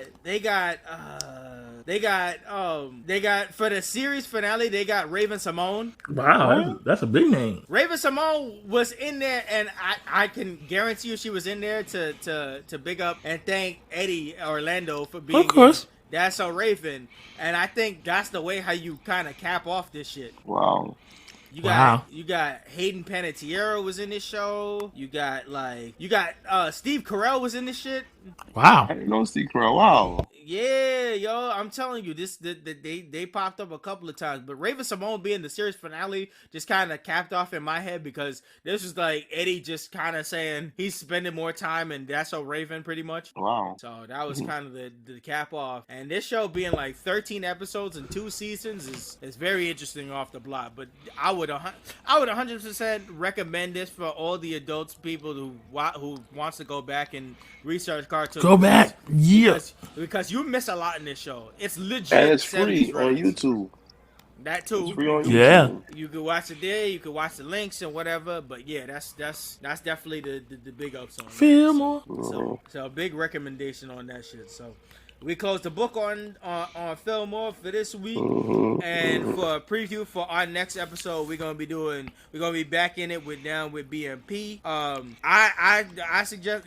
Do you have it Down with BMP before I leave my suggestion? No, go suggest away. All right. So in the slew of stuff that we're doing, Sentai adjacent and stuff like that, and Power Rangers adjacent series, I say it's time for us to do a parody upon parody. They made jokes about this, but I think it's time to go into it. We're gonna do the Tattooed Teenage Alien Fighters from Beverly Hills. Wow, I haven't heard that name in forever. I can't wait to listen to that episode. So we're gonna do that. We're gonna do that episode 1 and 2 for that for sure, because we got a lot to say in that shit. And there's particularly an character in there that I want to talk to about this, because he's definitely in there for Black History Month conversation for sure. All right.